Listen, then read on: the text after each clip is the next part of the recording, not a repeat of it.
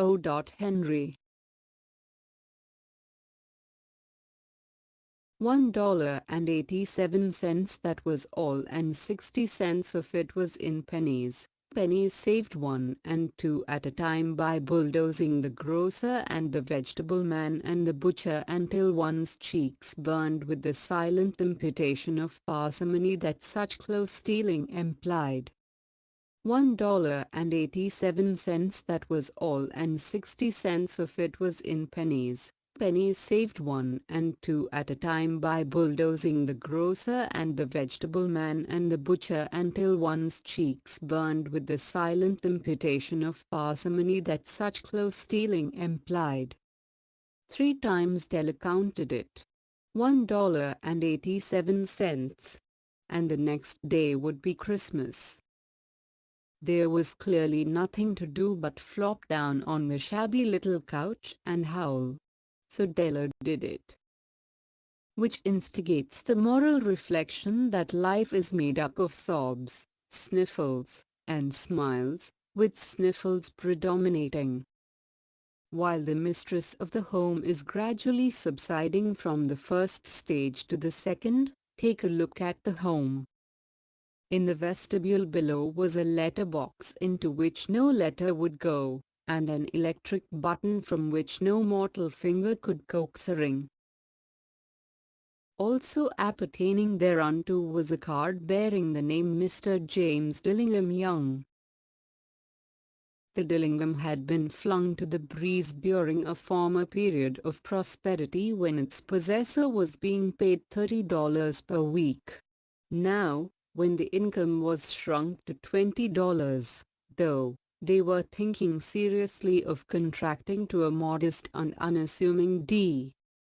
The Dillingham had been flung to the breeze during a former period of prosperity when its possessor was being paid $30 per week.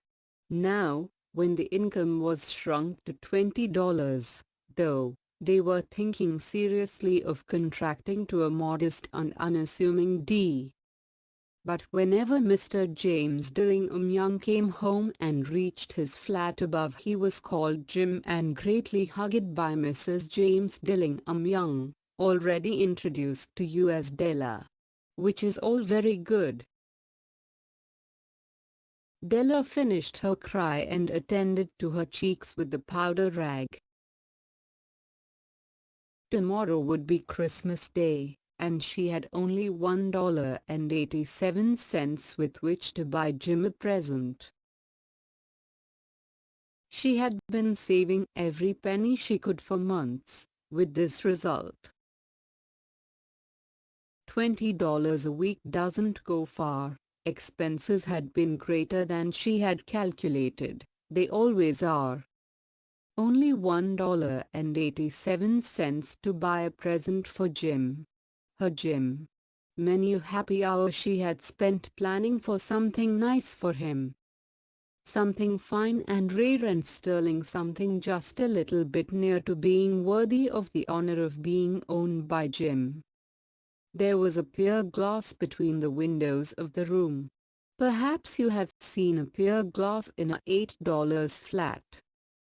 A very thin and very agile person may, by observing his reflection in a rapid sequence of longitudinal strips, obtain a fairly accurate conception of his looks. Della, being slender, had mastered the art. Suddenly she whirled from the window and stood before the glass. Her eyes were shining brilliantly, but her face had lost its color within 20 seconds. Rapidly, she pulled down her hair and let it fall to its full length. Now, there were 2 possessions of the James Dillingham Youngs in which they both took a mighty pride. One was Jim's gold watch that had been his father's and his grandfather's. Had the Queen of Sheba lived in the flat across the air shaft, Della would have let her hair hang out of the window some day to dry just to depreciate Her Majesty's jewels and gifts. Had King Solomon been the janitor, with all his treasures piled up in the basement, Jim would have pulled out his watch every time he passed, just to see him pluck at his beard from envy.